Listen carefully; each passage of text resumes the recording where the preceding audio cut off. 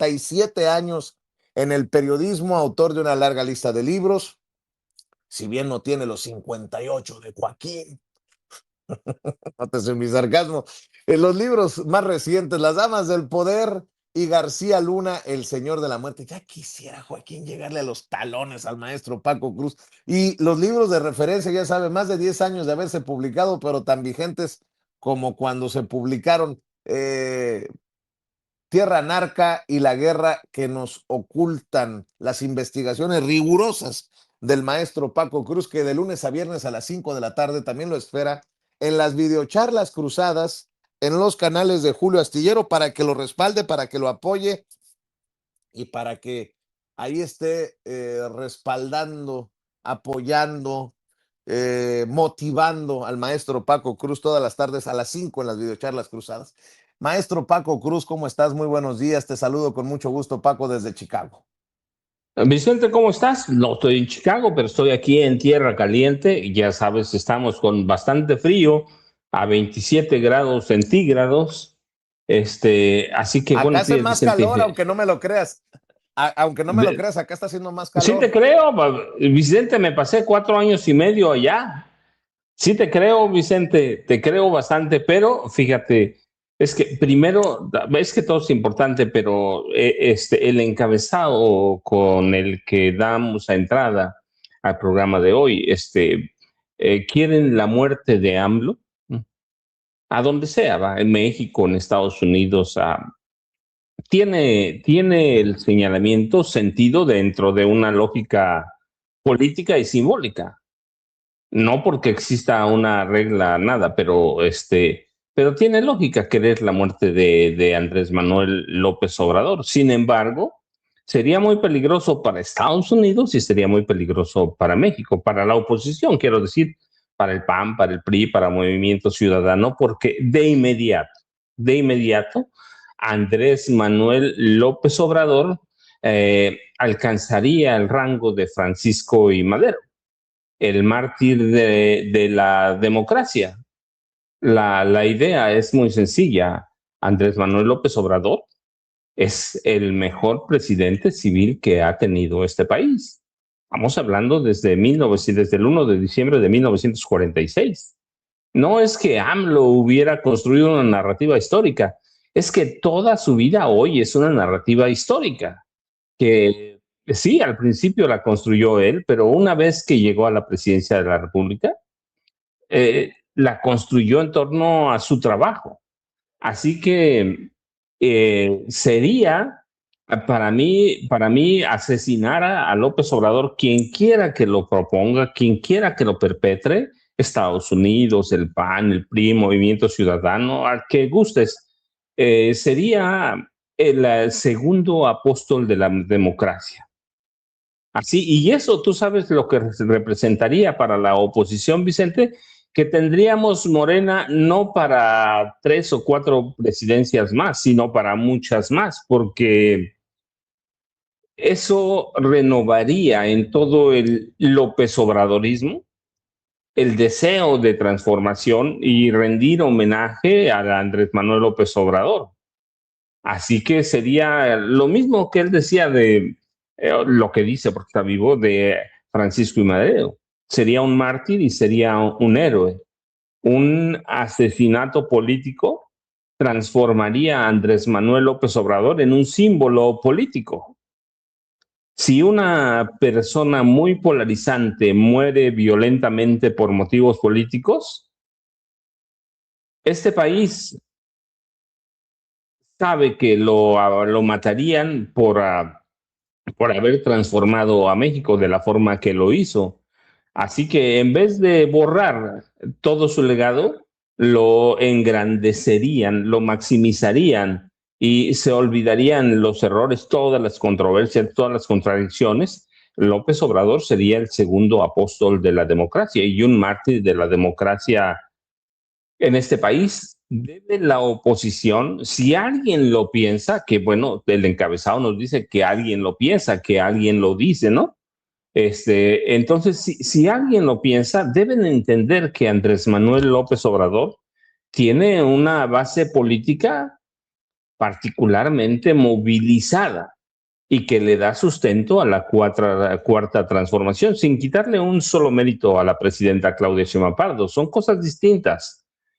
Eh, un, un atentado exitoso para quitarle la vida a Andrés Manuel López Obrador produciría un efecto de cohesión, no solo entre los simpatizantes de Andrés del López Obradorismo, sino entre todos nosotros, ¿sí? Aquellos que forjamos con López Obrador, y digo todos porque todos fuimos a votar por Andrés Manuel López Obrador, todos fuimos a votar por Claudia Sheinbaum Pardo, así que nos cohesionaría a todos.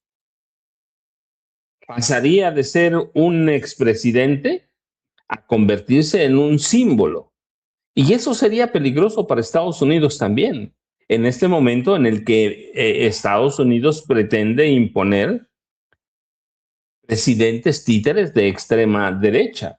No lo conseguiría, jamás conseguirían. Asesinando a AMLO sería un efecto contrario a todo lo que quiere Estados Unidos, a lo que quiere la oposición.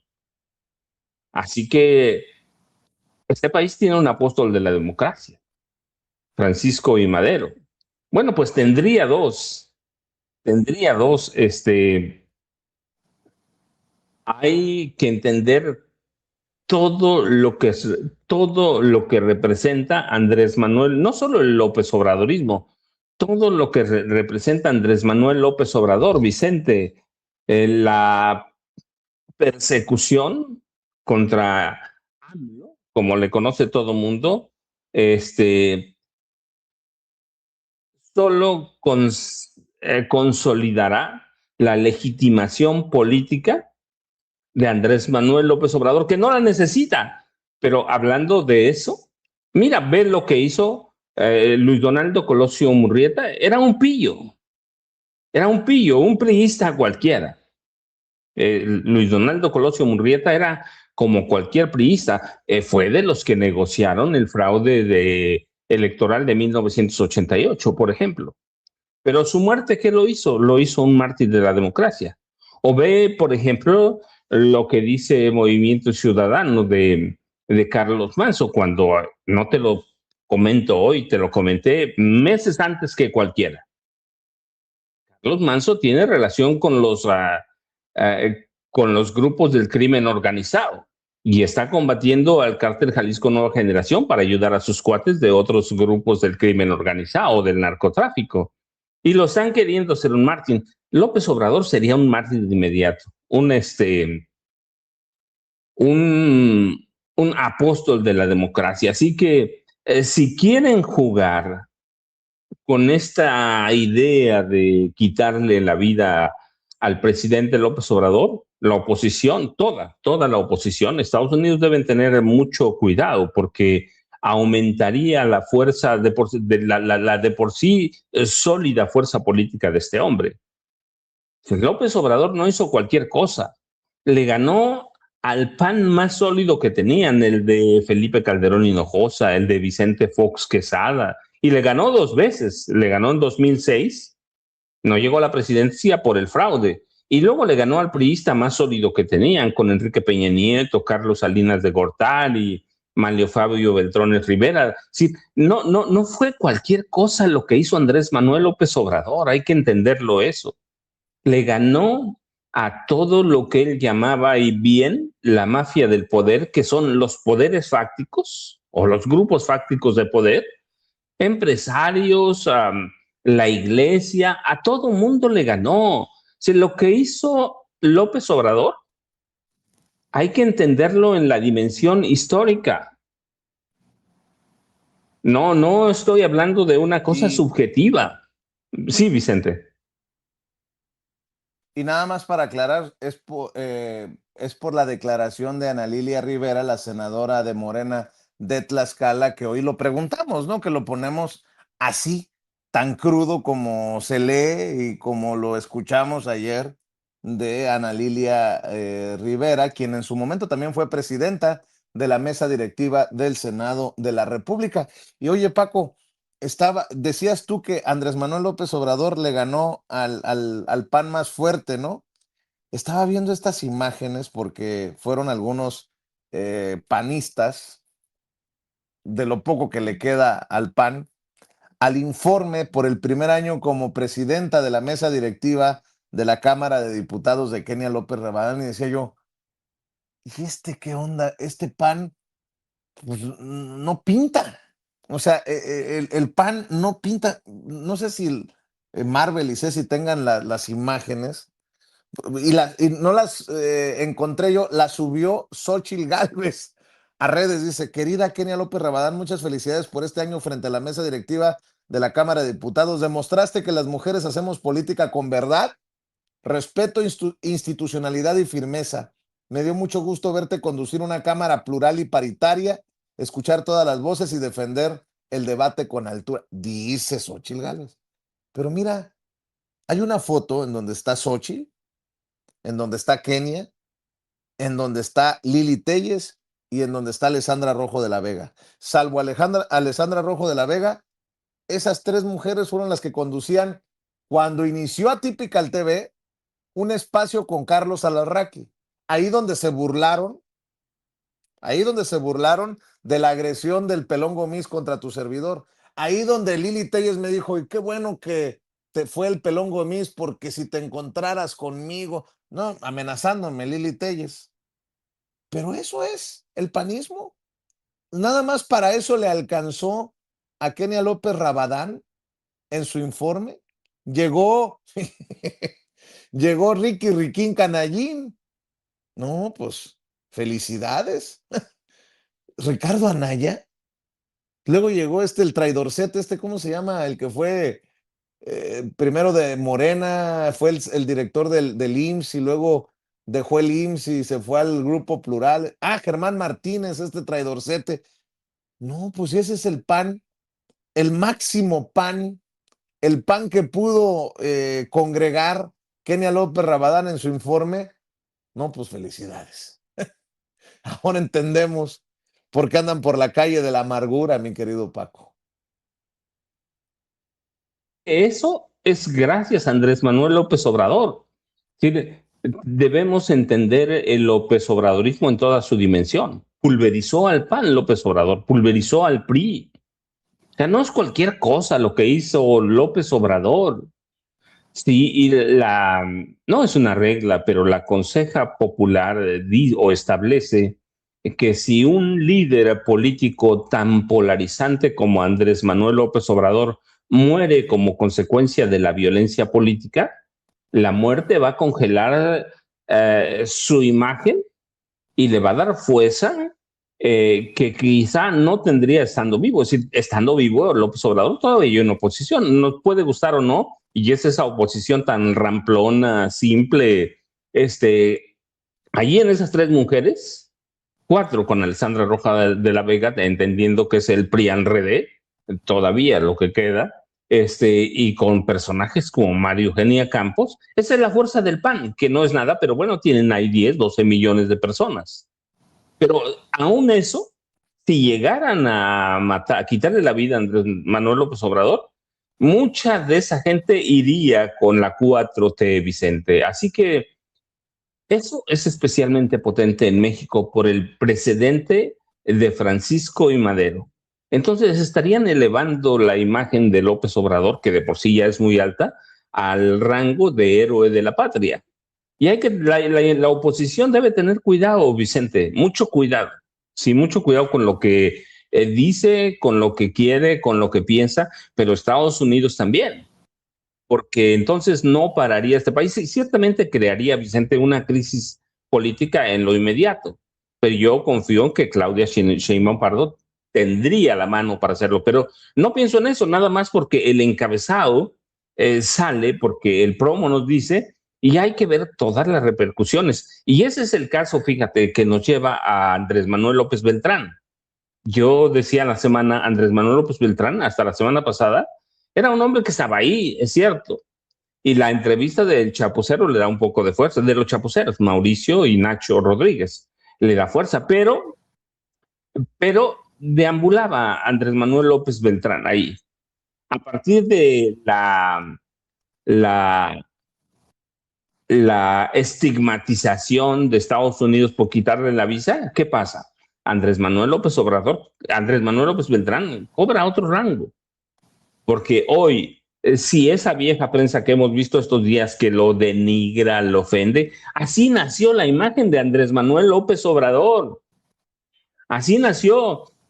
Toda esa vieja prensa fue derrotada por Andrés Manuel López Obrador. Tú fuiste parte de eso, yo no. Bueno, yo aparte con mis libros y otras cosas y mi voto, pero tú fuiste parte de esa generación de youtubers en la que nadie creía, solo Andrés Manuel López Obrador. ¿Y qué pasó? Andrés Manuel López Obrador ganó en 2018, pero con una paliza. Y eso le alcanzó, porque hay que entender lo que su figura cobra relevancia también en 2024, aparte de lo que ella hizo la doctora Claudia Sheinbaum Pardo. López Obrador es una figura. A separarlo lo haría apóstol de la democracia. Y eso sería algo de lo que no se levantaría esta oposición, que de por sí no tiene a nadie, Vicente. Estas 4 mujeres que pusiste ahí son una pena, verdaderamente, políticamente hablando. López Obrador las construyó, por lo menos construyó a Lili Telles y construyó a esta Xochitl Gálvez Ruiz. Se las construyó. A Xochitl Gálvez Ruiz se las construyó. Entonces, ve, y lo que tienen que es verdaderamente, sí, honestamente parándonos, le alcanzaría alguna de las gobernadoras del PAN, Maru Campos, o sea, a la que tú pongas, o algún gobernador, o algún senador, algún diputado, les alcanzaría para igualar al López Obradorismo. No, su esperanza es Estados Unidos, una intervención militar, una intervención electrónica o digital como lo hicieron en Colombia. Así que yo tendría mucho cuidado, Vicente, si fuera oposición, porque la historia, lo que nos dice, no solo el caso de México, el caso que tú veas, mismo Colombia, con Eliezer Gaitán, con Luis Carlos Galán, sí era Galán, Luis Carlos Galán, el que tú pongas, un asesinato político eleva la imagen de ese personaje a otro nivel, Vicente. Así que a la oposición más le vale seguir pidiéndole o rogándole, hincándosele a Estados Unidos de que venga a intervenir militarmente a México, que tampoco es muy rentable. Oye. Y eso nos lleva al otro tema que pusiste ahí sobre la mesa con Ricardo Monreal Ávila, Vicente. ¿Qué tan rentable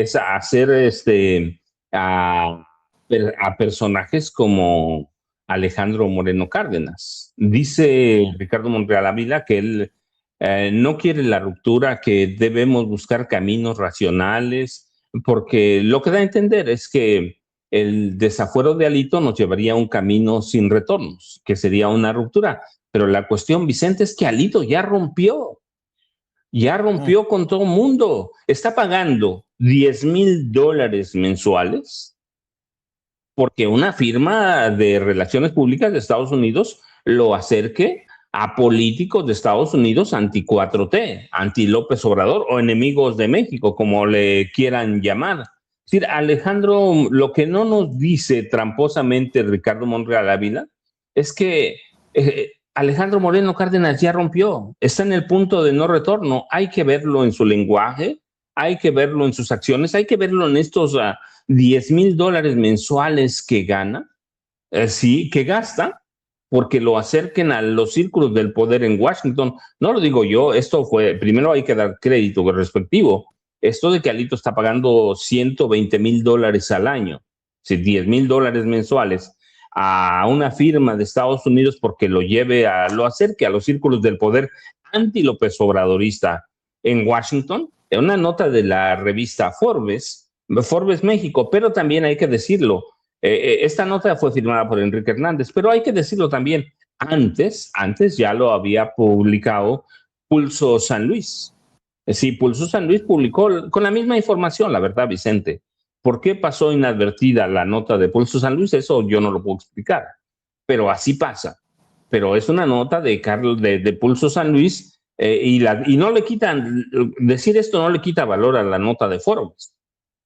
Lo que pasa es que hay elementos y además publican el contrato de que Alito está pagando eso. Entonces, ¿qué está esperando Ricardo Monreal? Que Alito verdaderamente en algún momento se va a sentar a negociar, que se va a sentar a razonar políticamente hablando. No, hombre, para mí, yo lo digo porque no lo digo ahora, porque así lo he escrito, así lo he platicado aquí en mis videocharlas. Ricardo Monreal Ávila está protegiendo a Alejandro Moreno Cárdenas. Ahora, dice Ricardo Monreal Ávila, no, bueno, pues que lo decida la comisión. La verdad es que él es parte de la comisión porque es el presidente de la Cámara de Diputados.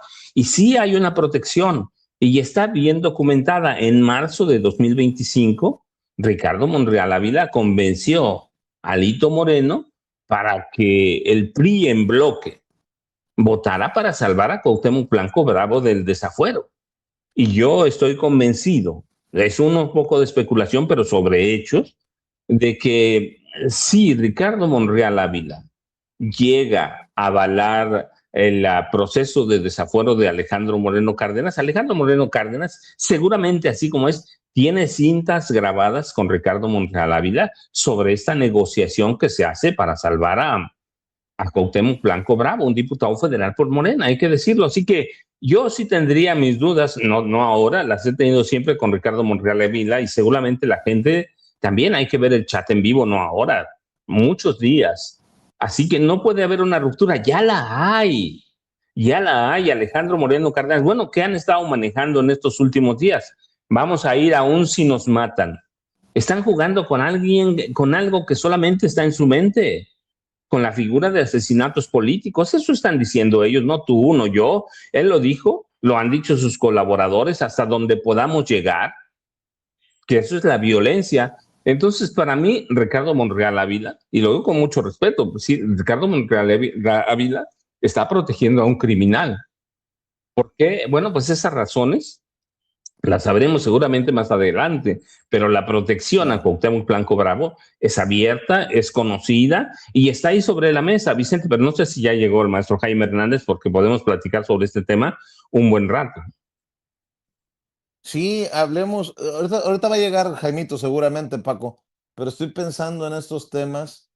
Fíjate que también quiero que hablemos. La gente piensa, yo creo que somos muy exagerados en su momento cuando decimos cosas, ¿no?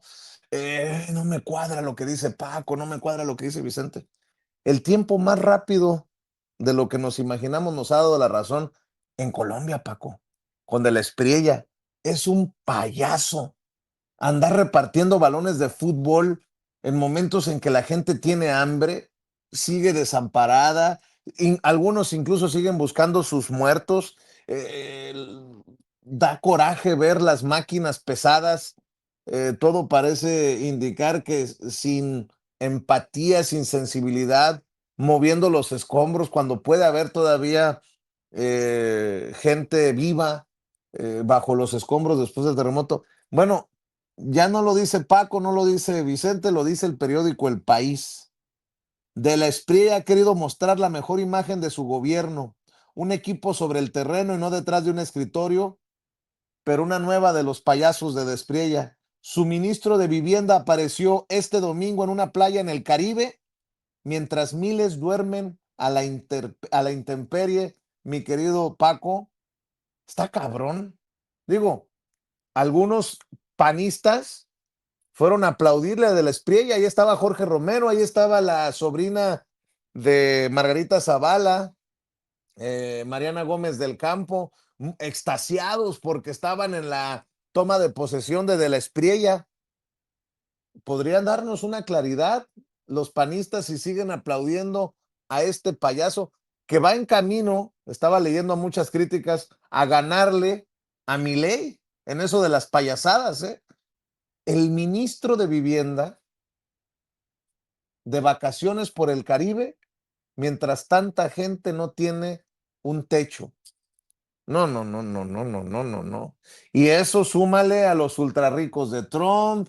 O sea, es la derecha en su máxima expresión, mi querido Paco. Muchas veces nos contaminamos de mucho ruido de la derecha en México y a veces hay que verlo desde lejecitos para entender de qué se trata, mi querido Paco Cruz.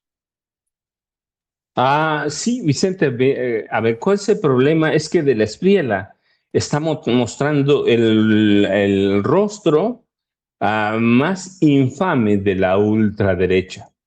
El rostro de lo que es verdaderamente la ultraderecha. Mira, a mí no me impresiona porque aquí a mí me tocó cubrir bien los periodos de cambio entre José López Portillo, él se llamaba o se autollamaba el último presidente de la revolución, y Miguel de la Madrid, que es otro de la Espriela, con sus matices, con todo.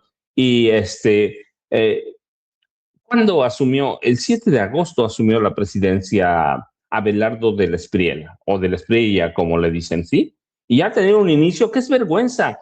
Tienen un terremoto de 7.4 que golpea el occidente de Colombia. El inicio de su mandato. Y tienes al ministro de Vivienda yéndose de vacaciones a la playa. Tú imagina o imaginemos aquí, Vicente, si en algún momento de los sismos o los ciclones, huracanes que han azotado este país, el presidente López Obrador o Claudia Sheinbaum Pardo se hubieran ido de vacaciones, o alguno de sus secretarios de Estado se hubieran ido, la verdad es que se habrían acabado a la 4T, se la habrían acabado, pero tienen un terremoto cuyos daños iniciales se calculan en 10.000 millones de dólares. Cientos de muertos, por lo menos cerca de 300 muertos, miles de heridos, cientos de desaparecidos, miles de viviendas afectadas, y tienen a un presidente payaso que les lleva balones en medio de la tragedia. Les lleva balones y su ministro se va de vacaciones a la playa.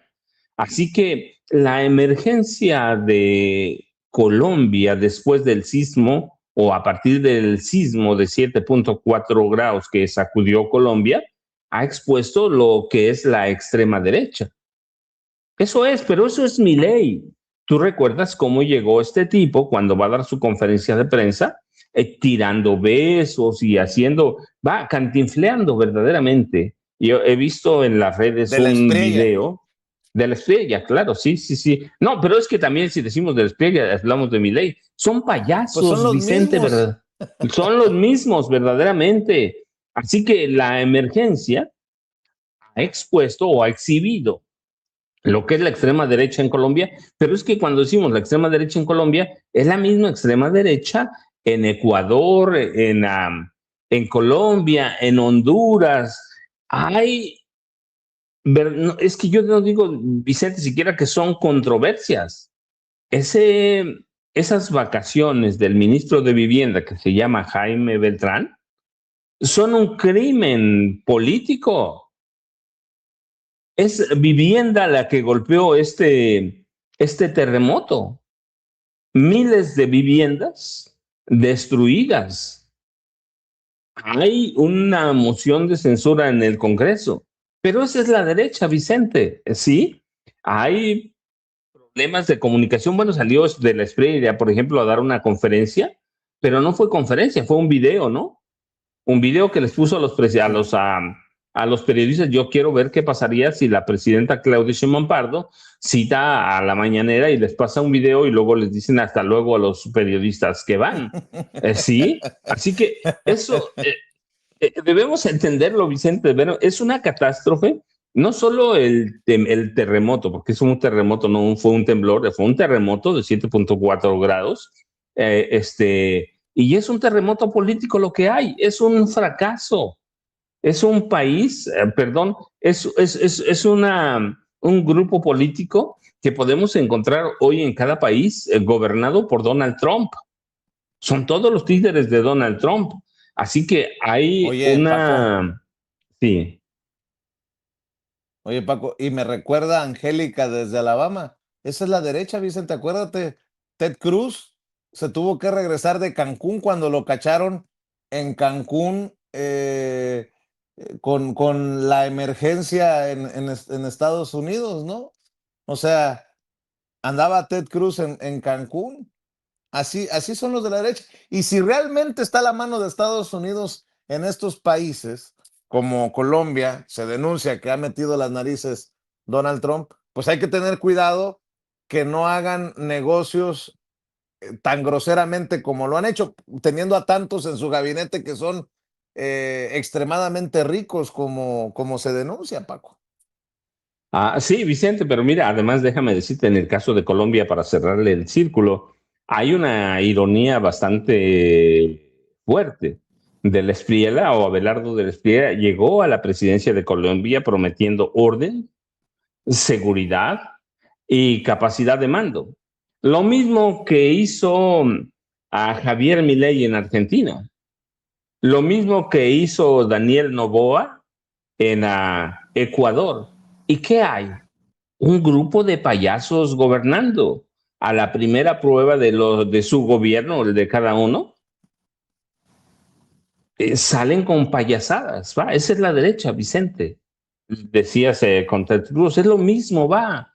Imagínate, hay un sismo en México, bueno, ojalá no digo toco madera, como dicen aquí en mi pueblo, hay un sismo y la presidenta o alguno de sus secretarios de Estado se va de vacaciones.